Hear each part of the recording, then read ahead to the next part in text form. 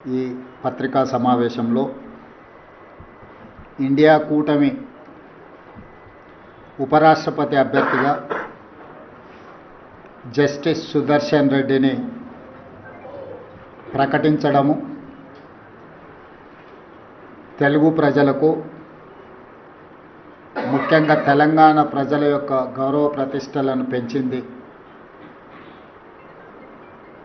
ఈరోజు దేశ రాజకీయాలలో ఒక పక్కన రాజ్యాంగాన్ని మార్చాలి, రిజర్వేషన్లను రద్దు చేయాలి, ఎన్నికల్లో నెగ్గాలి అంటే ఎన్నికల కమిషన్ను కూడా దుర్వినియోగపరిచి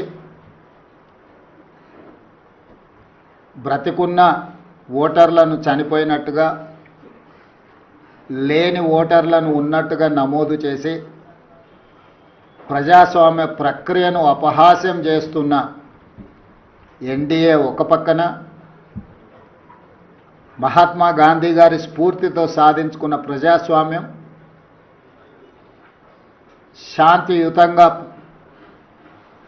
ప్రపంచాన్నే జయించవచ్చు అని ఆదర్శంగా నిలబడిన మహాత్మా గాంధీ గారి స్ఫూర్తితో డాక్టర్ బాబాసాహెబ్ అంబేద్కర్ గారు అందించిన రాజ్యాంగాన్ని రక్షించడం, రాజ్యాంగ స్ఫూర్తిని కొనసాగించడం, రాజ్యాంగబద్ధమైన సంస్థల్ని పరిరక్షించడం, ఇండియా కూటమి ఈరోజు ఇంకొక పక్కన.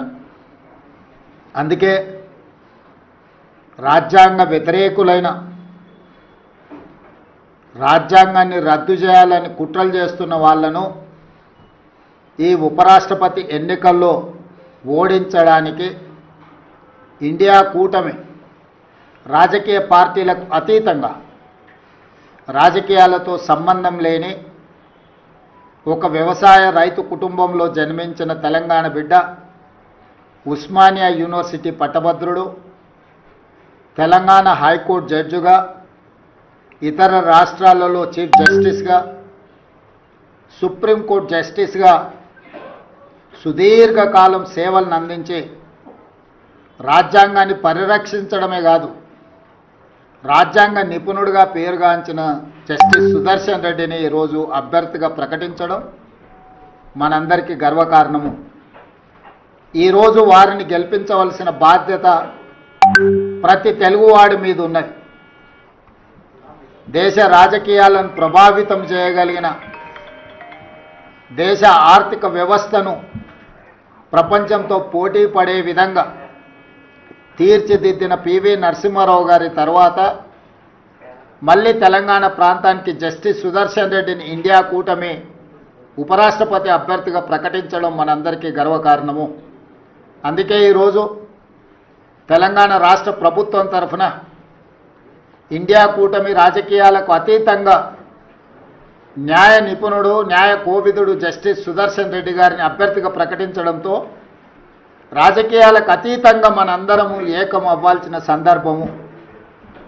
అందుకే ఈరోజు Telugu Desam party, YSR party, BRS party, MIM party, అదేవిధంగా ఉభయ రాష్ట్రాలలో ఉన్న బీజేపీ రాజ్యసభ, లోక్సభ మెంబర్స్కు కూడా విజ్ఞప్తి చేస్తున్నా, తెలుగువాడికి దక్కిన గౌరవం జస్టిస్ సుదర్శన్ రెడ్డి ఉపరాష్ట్రపతి అభ్యర్థిగా ప్రకటించడం.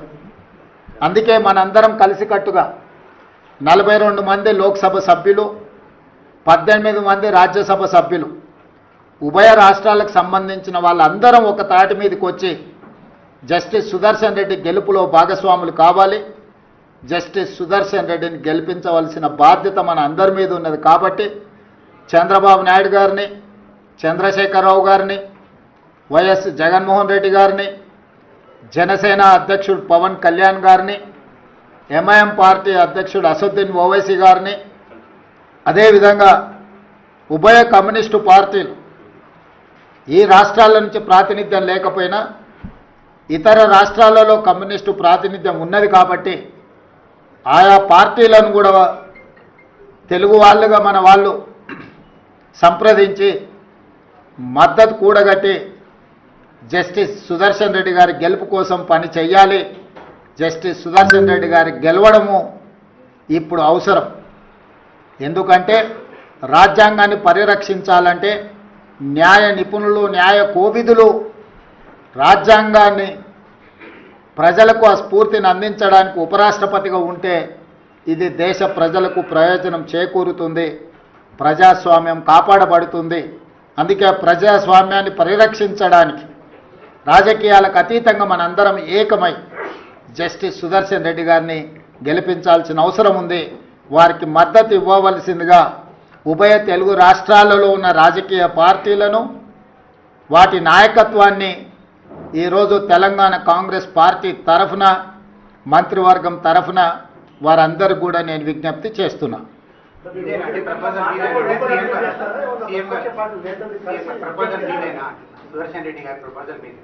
ఇండియా కూటమి ప్రతిపాదన ఇది రాజకీయ పార్టీలకు అతీతంగా ఇండియా కూటమి తరఫున అన్ని రాజకీయ పార్టీలను అడుగుతున్నాం.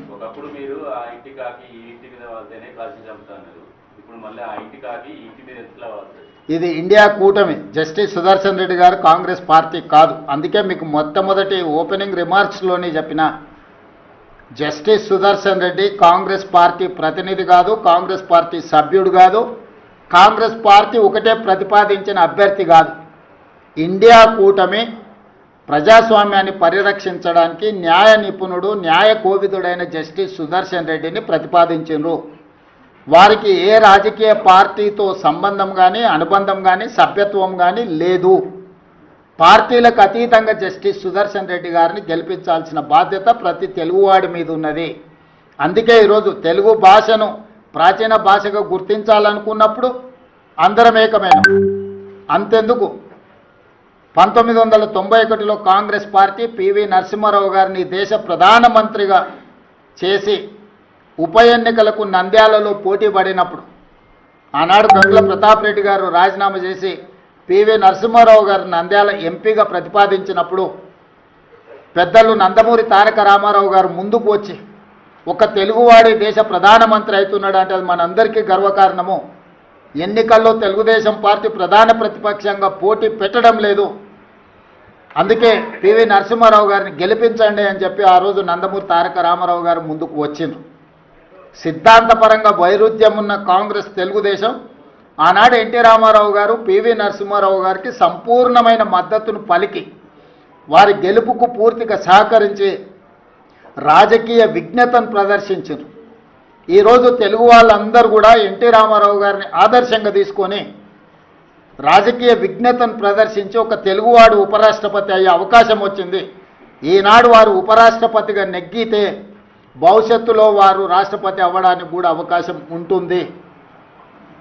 మళ్ళీ నీలం సంజీవరెడ్డి తర్వాత పివి నరసింహారావు గారి తర్వాత తెలుగు రాష్ట్రాల నుంచి ఒక గొప్ప అవకాశం మన అందరికీ గౌరవం దక్కే అవకాశం ఉంది. అందుకే ఈరోజు మనందరం ఈ చర్చలు, మీరు అడిగే ప్రశ్నలు, చర్చలు ఇవన్నీ కాంగ్రెస్ పార్టీకి సంబంధించినవి. కాబట్టి ఈరోజు వివాదాలకు సంబంధించిన ప్రశ్నల కంటే విజ్ఞతతో కూడుకున్న విధానంతో మనందరం ముందుకు వెళ్ళాలి. మనందరం కూడా విజ్ఞత ప్రదర్శించాలి. మనందరం ఏకమై ప్రజాస్వామ్యాన్ని కాపాడుకోవాలి. ఈరోజు రాజ్యాంగాన్ని పరిరక్షించాలి అంటే రాజ్యాంగ నిపుణుడు, న్యాయ కోవిదుడు ఉపరాష్ట్రపతిగా ఉంటే అందరికీ గౌరవంగా ఉంటుంది, ఈ దేశానికి అంతిమంగా మేలు జరుగుతుంది. కాబట్టి వివాదాస్పదమైన ప్రశ్నలు కానీ, వివాదాస్పదమైన అంశాలకు ఈరోజు పత్రికా సమావేశంలో తావు లేదు.